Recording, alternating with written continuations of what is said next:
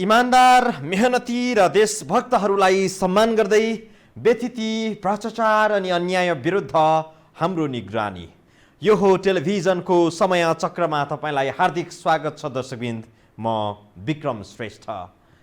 नेपालले महाकालीको माथिल्लो क्षेत्र कालापानी, लिपुलेक, लिम्पियाधुरा फिर्ता माग्न थालेपछि भारतले त्यसको जवाफ मेचीबाट दिन थालेको छ।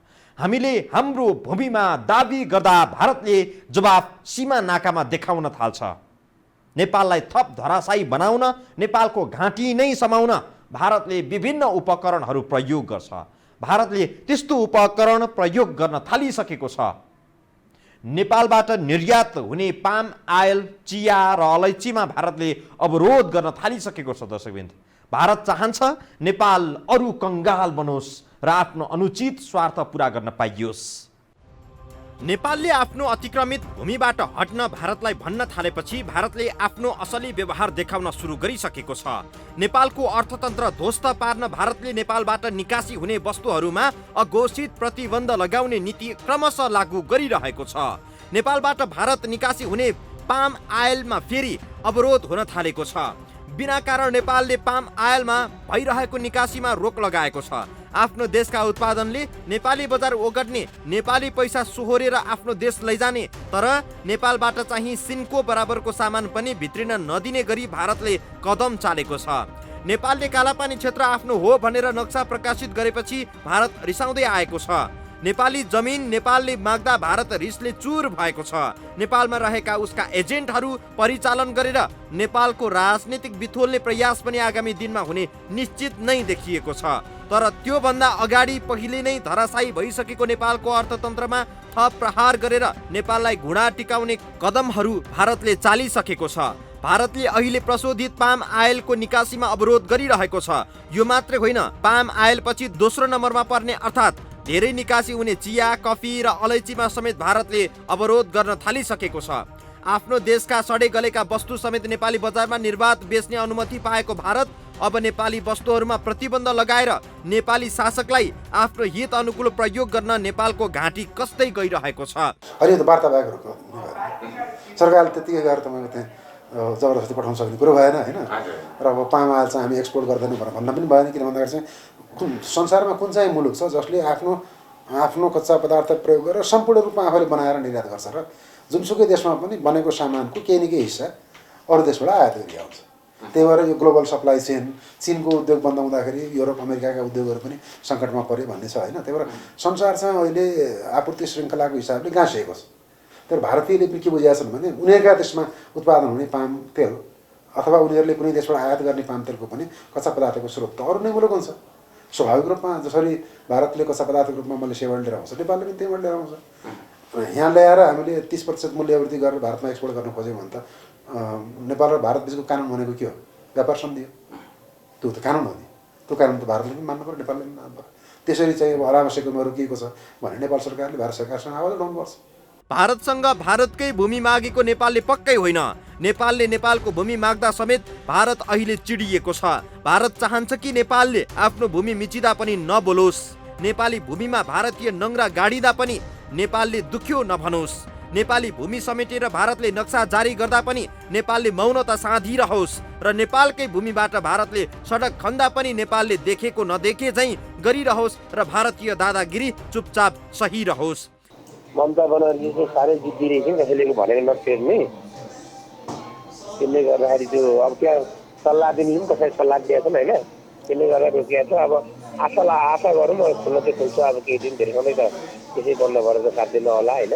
अब दुई देशको नाकाको सन्धि सम्झौता भनेको अब तपाईँले भनेको प्रान्तीय सरकारले त रोक्न पाउँदैन त्यो त होइन। अलिकति यो चाहिँ के भन्छ दादागिरी जस्तो के भन्ने अब त्यसलाई खालको बिहे भएको छ। जब नेपालले ठुलो देश भएर अलिकति चित्त पनि ठुलो बनाउनु पर्छ भन्न थाल्छ, त्यसपछि नेपालमा भारतकै दाना पानी खानेहरू नेपालमा उदण्ड मचाउन सुरु गरिहाल्छन्। त्यस्ता व्यक्तिहरूबाट पनि नेपाली शासक हच्केनन् भने भारतले नेपालको सास रोक्न निर्यातमा समस्या सिर्जना गर्न खोज्छ। त्यसबाट पनि नेपाली शासक हच्किएनन् भने नाकाबन्दी लगाएर नेपाललाई तह लगाउने सोच्न थाल्छ। यस्तो नाकाबन्दी 3-4 पटक भारतले लगाइसकेको छ। अहिले भारतले नाकाबन्दी लगाइसकेको छैन, तर नलगाउला भन्न पनि सकिन्न, किनभने दुष्ट्याइ गर्ने नीति नै भएपछि यो जस्तोसुकै बेला व्यवहारमा उत्रिन सक्छ। भारतले अहिले नेपालले निर्यात गरिरहेको पाम आयातमा प्रतिबन्ध लगाएको छ। नेपालबाट भारत निर्यात हुने वस्तुहरूमा सबैभन्दा ठुलो हिस्सा पाम आयलको छ। निर्यातको 25% हिस्सा पाम आयलले ओगटेको छ। नेपालले तेस्रो मुलुकबाट आयात गरी प्रशोधित पाम आयल भारत निर्यात गर्छ। वार्षिक 17 अर्ब बराबरको पाम आयल भारत निकासी हुन्छ। नेपालबाट सबैभन्दा बढी निर्यात हुने वस्तुमै भारतले किचलो गर्न थालेको छ। अहिले मलेसिया, इन्डोनेसियाबाट आयात गरी नेपाली व्यापारीले पाम आयल भारत निकासी गर्छ। नेपालमा उत्पादन नहुने तर नेपाल निर्यात गर्ने मुलुक बन्ने यो केही अनौठो लाग्न त सक्छ र यसभित्रको कारण बेग्लै छ अवश्य, तर अहिलेको सन्दर्भ भने भारतले नेपालको व्यापारमा पारिरहेको अप्ठ्यारोसँग सम्बन्धित छ। थप चर्चा गर्छौँ ब्रेकपछि।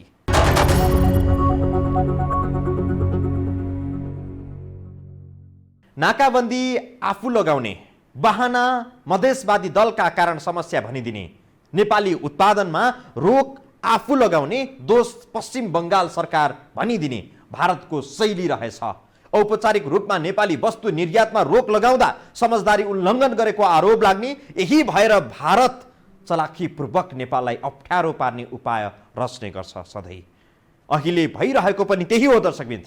नेपालमा उत्पादन भएका वस्तुहरू नेपालीले वर्षेनी अरबौं रुपैयाँमा खरिद गर्दा पनि भारतको मन खुसी हुँदैन। नेपालले 2-4 अर्बको वस्तु निर्यातमा पनि भारतको व्यवहार मिचाहा र पिराहा देखिने गर्दछ। कोरोना महामारीका बेला आयात निर्यातमा अवरोध नगर्ने नेपाल र भारत बीच समझदारी भइसकेको छ। दुई देश बीच भएको समझदारी विपरीत कुनै एक देशभित्रको प्रान्तीय सरकारले आफ्नै नयाँ कानुन बनाउन वा लागू गर्न पाउँदैन। केन्द्रीय सरकारले अर्को देशसँग गरेको समझदारी विपरीत भारतले पश्चिम बङ्गाल सरकारलाई देखाएर काकरभिट्टा नाकाबाट हुने निकासीमा अवरोध गरिरहेको छ। भारतको यो द्वैध चरित्र पनि हो। भारतको केन्द्र सरकारले व्यापारमा अवरोध नगर्ने समझदारी गर्ने अनि पश्चिम बङ्गाल सरकार उचालेर सीमा प्रकरणको बदला लिने नीति भारतको नीति छ।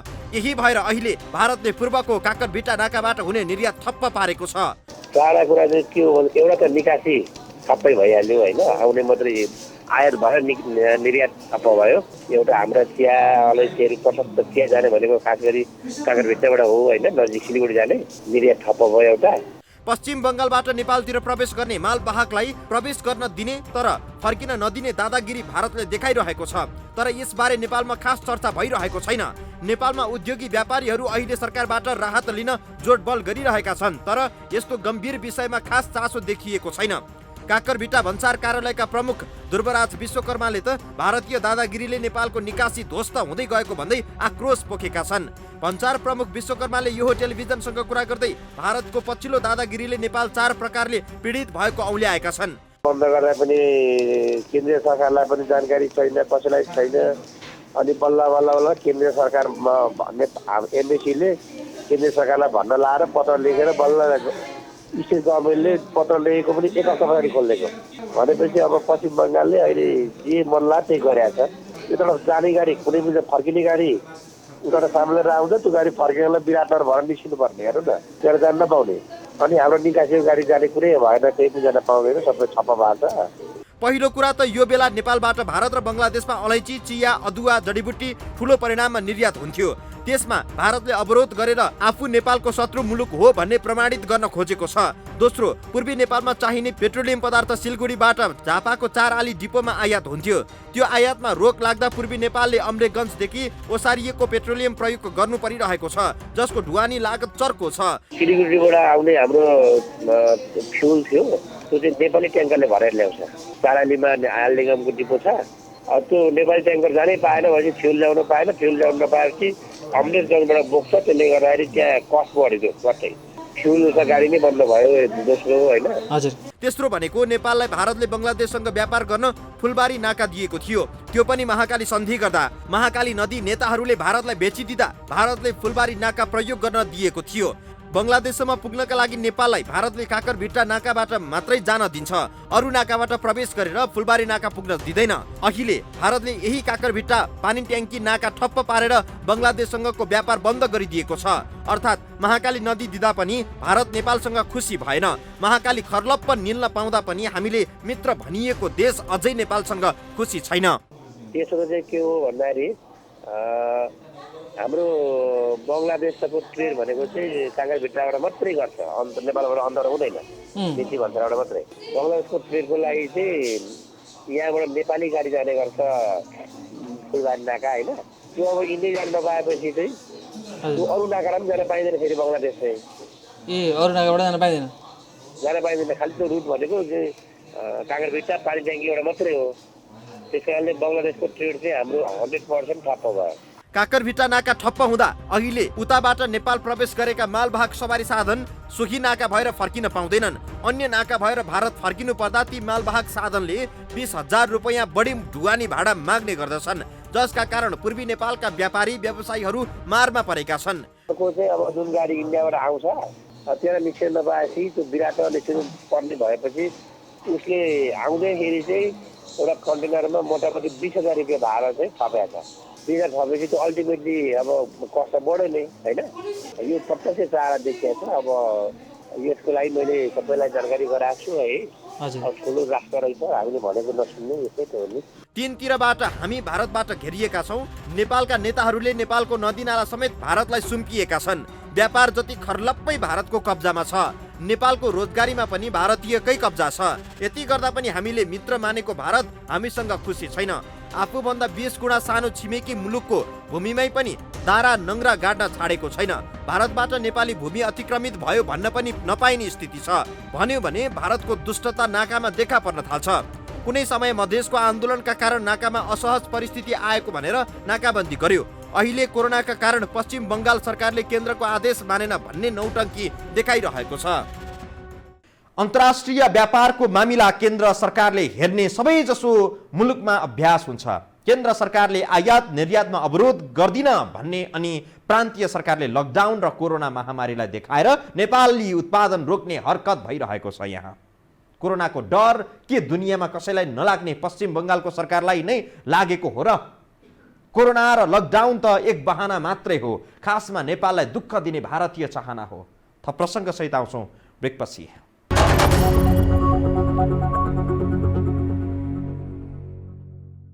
नेपाललाई वीर गोर्खालीहरूको देश भनेर पनि चिन्ने गरिन्छ। दुःखका साथ भन्नुपर्छ, पछिल्लो समय हामी नेपाली आयात गर्नमा वीर होइन महावीर बन्दै गएका छौँ। 7 रुपैयाँको सामान बेच्दा 97 रुपैयाँको सामान खरिद गर्छौँ। हामी वर्षभरि कमाएको पैसा विदेशतिर पठाउँछौँ। विदेशीले उत्पादन गरेको वस्तु उपभोग गर्छौँ। भारतीय चामलदेखि अर्जेन्टिनाको मुरली मकै, क्यानाडा र अस्ट्रेलियाको तोरीमा हामी बाँचेका छौँ। यसमा पनि व्यापारको ठुलो हिस्सा भारतसँग छ। हाम्रो भरको पैसा भारतलाई बुझाएर दाल चामल खरिद गर्छौँ। भारत ठान्छ कि नेपालीहरूलाई त हामीले पालिरहेका छौँ। हामीले दाना पानी नदिने हो भने नेपालमा भोकमरी सुरु हुन्छ। व्यापार घाटाले थलिएको मुलुक हो नेपाल। चान्चुन 16 खर्बको बजेट रहेको मुलुकको 10 महिनामै व्यापार घाटा 9 खर्ब 43 अर्ब भन्दा बढी हुन्छ भन्दा कतिपयलाई विश्वास नलाग्न सक्छ। तर वास्तविकता त यो हो कि आर्थिक वर्ष समाप्त हुँदासम्म नेपालको व्यापार घाटा 12 खर्ब भन्दा बढी नै हुनेछ। यो व्यापार घाटा पनि 65 देखि 70% भारतलाई नै नेपालले बुझाउने गरेको छ। अर्थात् 9 खर्ब जतिको सामान त हामी भारतबाट किनेर उपभोग गर्छौँ। 4 खर्ब जति रकम भारतीयहरूले नेपालमा काम गरेर लैजान्छन्। अर्थात् हाम्रो बजेटको झन्डै 80% भन्दा बढी रकम त भारत जान्छ। यति हुँदा पनि भारत नेपालबाट खुसी छैन। हाल नेपालबाट भारतमा निर्यात हुने भनेको पाम आयल, चिया, अलैँची जस्ता वस्तु हुन्। नेपालले 97% अर्थात् 7% मात्रै निर्यात गर्छ। अर्थात् 97 रुपियाँको खरिद गर्दा 7 रुपियाँको वस्तु बिक्री गर्छ। यति हुँदा पनि नेपालबाट भारत खुसी छैन। नेपालबाट सानो परिणाममा निर्यात हुने चिया, पाम आयल र अलैँचीमा पनि भारतले अवरोध सिर्जना गरिरहेको छ। अब नेपाल र भारतको जुन व्यापार सम्झौता छ त्यो बमोजिम चाहिँ प्राथमिक वस्तुको व्यापार चाहिँ निरन्तर चल्नुपर्छ। त्यही भएर चिया अदुवा अलैँची यो नेपाली उत्पादन हो। यसको निर्यात नेपालले निर्वाध रूपमा भारतलाई गर्न पाउनुपर्छ र त्यहाँ केही गरी अवरोध गरिएको छ भने पक्कै पनि त्यो नेपाल सरकारले भारत सरकारसँग कुरा गर्नुपर्छ। नेपालको बजेट जति नै पैसा हरेक वर्ष भारतलाई पठाउँदा पनि मित्र भनिएको राष्ट्र भारत खुसी हुँदैन।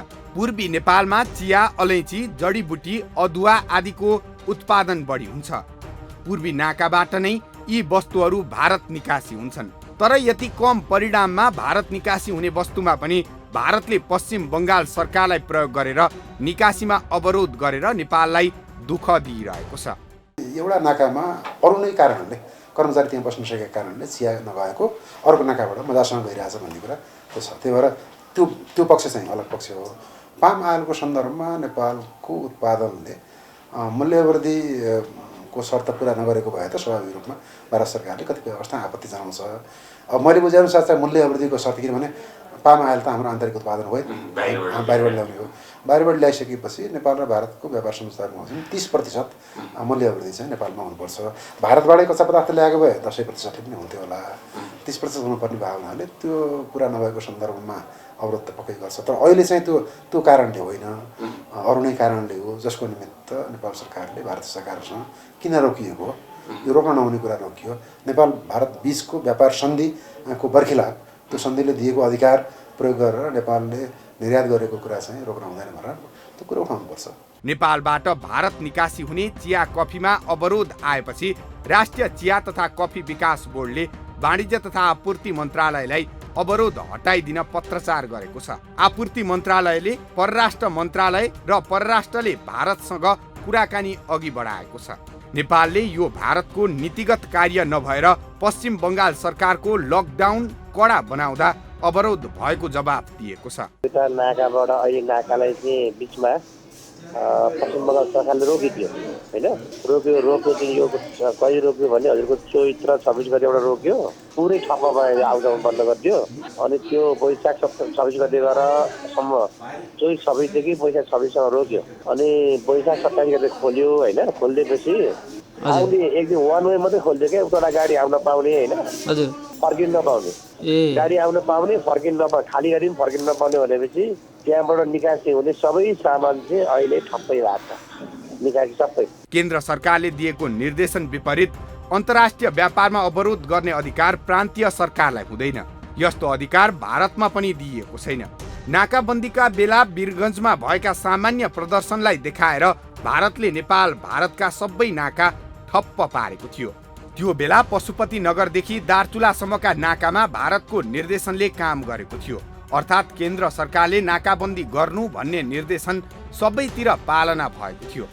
तर अहिले प्रान्तीय सरकारले गरेको निर्णय भन्दै भारत नेपाली निकासीकर्तालाई दुःख दिइरहेको छ। अहिले त आपूर्ति मन्त्रालयलाई चिठी लेख्ने काम पनि भयो, त्यसपछि आपूर्तिले उसलाई पनि लेख्ने कुरो भयो र त्यो चाहिँ अहिले चिया चाहिँ उहाँ काँकरगिट्टाको नाकाबाट नगएर जोगबन्दीको नाकाबाट चाहिँ चिया गयो छ। अस्ति पनि गयो, हिजो पनि गयो, आज पनि रुसको लागि 2 कन्टेनर जाने अनि पाइपलाइनमा छ होइन। त्यो जुन चाहिँ जान्छ होला हिजो मलाई जो इम्पोर्टर एक्सपोर्टरहरू चाहिँ उहाँहरूले चाहिँ भोलिसम्म हामीले लान्छन् सर, हाम्रो कति अवरोध छैन, हामी चाहिँ आफ्नो डकुमेन्टेसनको ढिला भएको भन्दै थिए होइन। राष्ट्रिय चिया तथा कफी विकास बोर्डका कार्यकारी निर्देशक डाक्टर विष्णु प्रसाद भट्टराईले काँकरभिट्टा नाकाबाट अवरोध भए पनि अन्य नाकाबाट चिया निकासी भइरहेको बताएका छन्। अनि सम्बन्धित छैन, नीतिगतमा सम्बन्धित छैन। वेस्ट बङ्गालले त्यसो गरेको नेसनमा केही समस्या छैन। वेस्ट बङ्गालले आफ्नो कुनै पनि गुड्सले अहिले चिया मात्र होइन कुनै पनि ट्रक